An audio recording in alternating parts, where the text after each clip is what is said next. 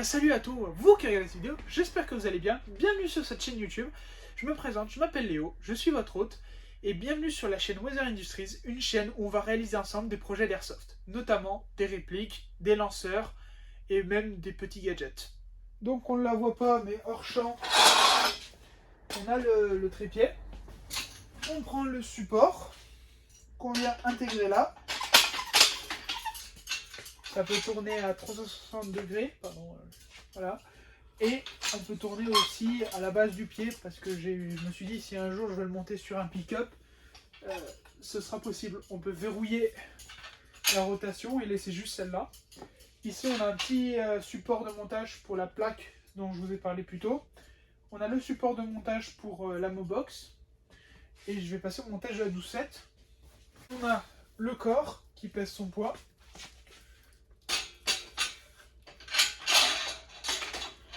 La première goupille, la deuxième, et on vient visser le canon.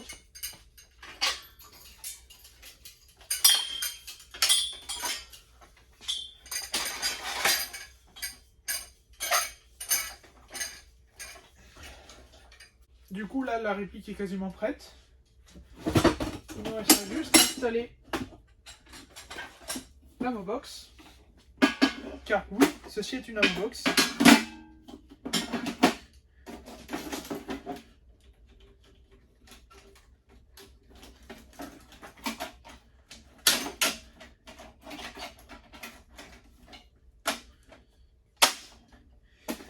Alors, la voici montée. Je ne vais pas la raccorder parce que c'est plus simple pour le démontage et le remontage, je vous montrerai ensuite.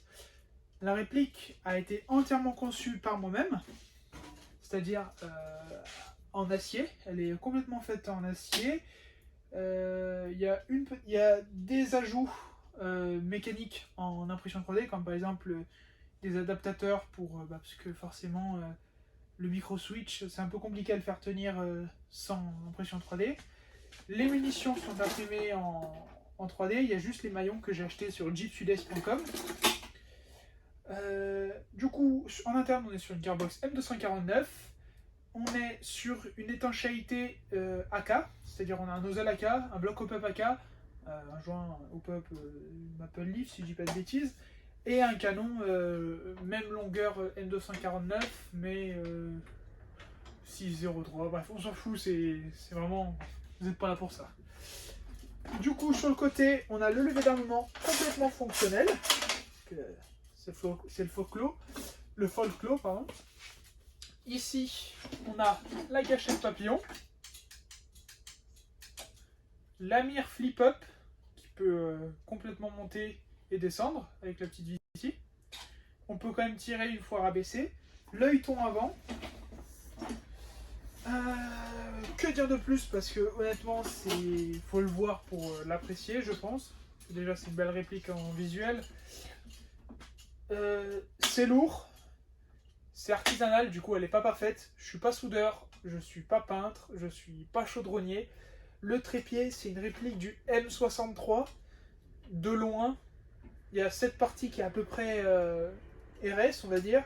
Par contre, le reste du trépied, c'est un peu fantaisiste. Il faut que ça reste jouable, l'air de rien, parce que, comme je l'ai dit, c'est une M249, c'est-à-dire que le mec avec son AK, il a grossièrement les mêmes perfs que moi, s'il joue en full automatique. Parce que j'ai pas mis un truc de malade, hein. J'ai préféré garder une cadence faiblarde pour un côté réaliste. Et je joue un 7-4 pour avoir une grande autonomie. Et puis, l'air de rien, c'est pas la perf qu'on cherche avec ça, c'est surtout l'impression, l'immersion. Si vous êtes un minimum logique, on n'ira pas jouer avec cette batteuse en soutien. C'est avant tout pour les parties 1006 et scénarisé. Alors, la mitrailleuse 12.7, il y a Maître Luger qui vient de faire une vidéo à l'heure où je parle dessus. C'est un fusil de calibre 50, c'est-à-dire 50 BMG, du 12,7 par 99 mm. 99, pardon.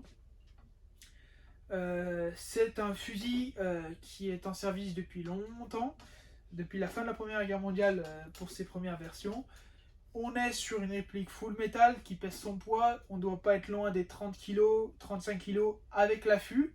Et j'ai un autre trépied qui est le trépied M3 qui est pour le côté plus réaliste, pour le côté reenact, enfin reenact c'est un grand mot, pour le côté reconstitution, parce que je vais faire du World War II Airsoft, et du coup le M163 n'était pas utilisé à part contre de l'aviation. Mais du coup voilà, il y a quelques anachronismes. Ici on a les balles imprimées en 3D, peintes à la peinture métallisée pour métaux justement, qui est tellement épaisse qu'elle recouvre tous les stries de l'impression 3D. Ça rend un côté magnifique, avec des maillons authentiques.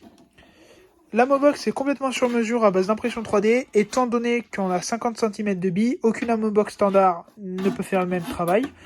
Du coup, ce que j'ai réalisé, c'est un moteur standard directement branché sur la roue crantée, avec un réducteur de vitesse pour augmenter le couple, ce qui permet d'envoyer les billes dans ce tuyau.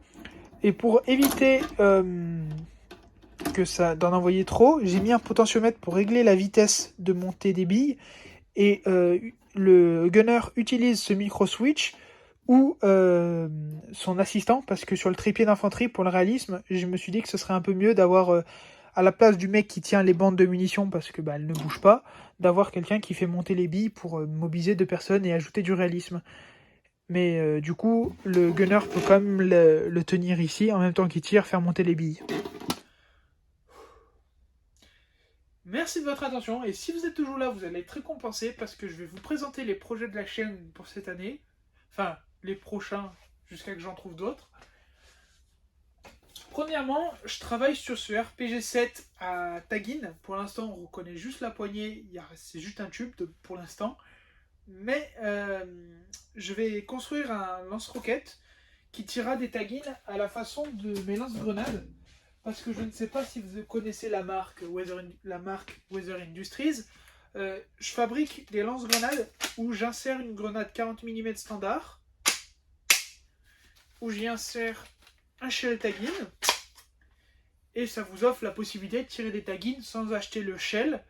Et là, on a la version russe avec le GLM-40K qui ressemble de loin aux casquettes. Mais on a aussi le Hades qui vient se mettre sous un fusil comme le M203 ou le M320. Pour le reste de la chaîne, je vais travailler sur un concept de mine à fil détente et notamment sur un autre grand calibre, une DSHKM, parce que j'aime le 12-7 et j'aime cette mitrailleuse. Donc j'espère que vous serez là pour suivre cette aventure avec moi. Merci de votre attention.